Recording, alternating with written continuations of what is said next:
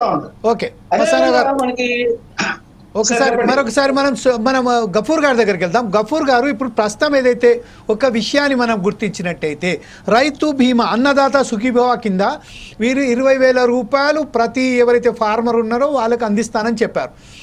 అందిస్తానని చెప్పిన నేపథ్యంలోనే ఇప్పుడు ఏం చేశారంటే దానికి కావాల్సిన బడ్జెట్ ఎంత ఉన్నది, యాక్చువల్లీ 10,400 crores మనకు రావాల్సింది. కాకపోతే దాంట్లో కూడా కటౌతీ పెడుతూ 6,300 రూపీస్ మాత్రమే 6,300 కోట్లు మాత్రమే నిర్వహించారు. దీన్ని మరి 20,000 రూపాయలు ఎలా ఇస్తారండి వీళ్ళు? అలాగే ఒక విషయానికి వస్తే మనం ఏదైతే మనం దీపం పథకం కింద ఇప్పుడు మన మిత్రులు చెప్పినట్టుగా విషయాలలో చెప్పడం దానికి చేయడం దానికి అంటే ఏదైతే ఆచరణలో తీసుకొచ్చే విధంలో మాత్రం ఫెయిల్యూర్గా కనబడుతుంది ఈ బడ్జెట్. ఎప్పుడైతే చెప్పుకుంటా పోయారో దానికి ఇంత కేటాయించామని చెప్పారు, అందులో కోతలు విధించారు. ఈ కోతలు విధించే నేపథ్యంలో ఈ బడ్జెట్ సమావేశాలకు సంబంధించి ఎప్పుడైతే ప్రజలకు సంక్షేమ పథకాలు అందడానికి దీంట్లో అంతర్యం ఏర్పడుతుంది, చాలా పెద్ద ఒక గ్యాప్ మనకు చాలా ఖచ్చితంగా కొట్టొచ్చినట్టు కనిపిస్తుంది. ఈ విషయంలో మీరేమంటారండి? జమీల్ గారు, మస్తానరావు గారు చాలా వివరాలు చెప్పారు. ఇప్పుడు పాయింట్ ఏమిటంటే ఏదో మస్తానరావు గారు ఏదో చెప్పబోతున్నారు. చెప్పండి సార్, ఇప్పుడు అన్నదాత సుఖీభావ్ కి మొత్తం 20,000 ఇస్తా ఉన్నారు. దాంట్లో కేంద్ర ప్రభుత్వం మ్యాచింగ్ కింద 6,000 రూపాయలు అది ఇస్తుంది. 13,000 మేము కలిపి మొత్తం ఇస్తా ఉన్నారు. కానీ కేటాయింపులు చూస్తే మాత్రం మనకు 6,300, 10,400 కోట్లు దీనికి అవసరమైంది. సో అది ఒకటి చెప్పదలిచాను ఇందాక కొద్దిగా. ఇప్పుడు జమీల్ గారు ఎట్లా అంటే అంకెల గారడి, ఇప్పుడు మేము ఇప్పుడే వచ్చాం కదా, మీరు ఇప్పుడే మమ్మల్ని ఇంటికి పంపించే పద్ధతిలో మాట్లాడుతున్నారు అంటారు కొందరు. ఇప్పుడు ఎప్పుడు వచ్చినా గానీ మీరు రియలిస్టిక్ గా ఉన్నారా లేదా అనేది క్రైటీరియా కదా. మీరు రియలిస్టిక్ గా ఉండి ఏం చేయగలుగుతారో నిజాయితీగా ప్రజలకు చెప్తే మేమే విమర్శించము. ఇప్పుడు ఈ రోజు మీరు చెప్పేది ఏమిటంటే అయిపోయింది, రైతులకు 20,000, 6,000 కేంద్రం ఇస్తుంది, 13,000 మేము ఇచ్చేస్తాం, 20,000 ఇచ్చేస్తాం అని చెప్తున్నాం. అలొకేషన్స్ లేవు దాన్ని తగిన పద్ధతిలో. అంటే ఏమిటి, కోత పెడతారు, కొందరికి ఇస్తారు కొందరికి ఇవ్వరు. లేదా ఇవన్నీ కూడా బడ్జెట్ లో అంకెలు పెంచుకోవడానికి తప్ప, ఇదిగో ఘనంగా మేము 3,22,000 కోట్ల రూపాయలు మేము బడ్జెట్ ఎందుకండి బడాయిలు ఇవి? గ్రాఫిక్ పిక్చర్స్ ఎందుకు?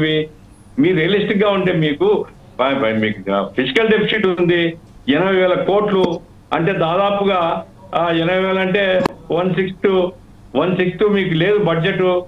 అయినా మీరు అంకెలు పెంచి పెంచి పెంచి అది చేస్తాం ఇచ్చేస్తాం అరచేతిలో వైకుంఠం చూపించడం ఎందుకు? అంటే ప్రభుత్వము రియలిస్టిక్ గా లేదు. నంబర్ 1. నంబర్ 2, ప్రయారిటీస్ ఏవి? ఇప్పుడు రైతులకు ప్రయారిటీ, గిట్టుబాటు ధర ప్రయారిటీ. 48 కోట్లు వ్యవసాయానికి కేటాయించడం అంటారు. 48 కోట్లు 10,000 కోట్లు కనుక మీరు ధరల స్థిరీకరణ పెట్టాం మేమంటే రైతులకు నమ్మకం వచ్చేది, ఒక విశ్వాసం వచ్చేది. ఎస్, నా పంట గవర్నమెంట్ కొంటది, నాకు గ్యారంటీ ధర వస్తుంది అని. అది లేదు. ఎంతసేపు ఉన్న డ్రిప్పుల గురించి చెప్తాడు ఆయన. ఇదే ఆయన ఎప్పుడో ఇజ్రాయెల్ పోయినా అంట, ఆ ఇజ్రాయెల్ టెక్నాలజీ ఎప్పుడో ప్రవేశపెట్టినా. అరే, ఇజ్రాయెల్ టెక్నాలజీ అనుభవం ఏమిటి చెప్పమనండి. మేము కుప్పంలో పెట్టామన్నారు, కుప్పం చూద్దాం ఏమిటి ఇజ్రాయెల్ సక్సెస్ అయిందా? ఇజ్రాయెల్ టెక్నాలజీ ఊరికి బడాయి మాటలు ఎందుకండి? ఇజ్రాయెల్ టెక్నాలజీ ఫెయిల్యూర్ మనకు. కాబట్టి ఈరోజు రైతులకు వాస్తవంగా ఏది అవసరమో అది చేయడం లేదు. రైతులకు కూడా ఊరించే పద్ధతి తప్ప వాస్తవంగా డిమాండ్ తగిన పద్ధతిలో అలొకేషన్స్ లేవు.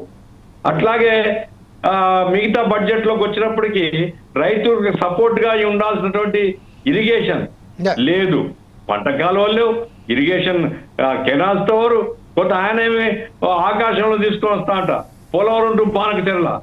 అరే, పోలవరమే లేదు, అయింది 30%, 37% అన్నాడు ఆయన. అది ఎప్పుడైతుందో పోలవరం టు బానకచెర్ల అంటే మీరు ఆకలి కొని ఉంటే ఎదురు చూడండి, ఒక సంవత్సరం తర్వాత మీకు అన్నం పెట్టాలి. సంవత్సరం బతకాలి కదా వీడు.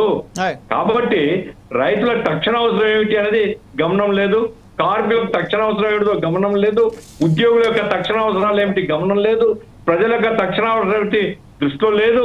ఎంతసేపు ఉన్న విజన్ 2047 ఈ వచ్చిన జబ్బే ఇది. ఈ 2047 కు ప్రజలు మీకు ఓట్లు వేయలే. ప్రజలు ఓట్లు వేసిన 5 సంవత్సరాలకు. 5 సంవత్సరాలు మీరు ఏం చేస్తామో ముందు చెప్పండి. 47 మీకు అజెండా ఉండొచ్చు, కానీ ప్రజలందరినీ 47 వైపు మళ్లించడానికి ఏదో హైదరాబాద్ లో అదేది హైటెక్ సిటీ లాగా గ్రాఫిక్స్ చూపించి అమరావతిలో తీసుకుని వస్తాం. ఎందుకండి బడాయి? ఏమైనప్పటికీ ప్రజల అవసరాలకు తగినట్లుగా లేదు అని మాత్రం నేను చెప్తాను. Right sir. గఫూర్ గారు, ఒకసారి మనం శర్మ గారు సీనియర్ జర్నలిస్ట్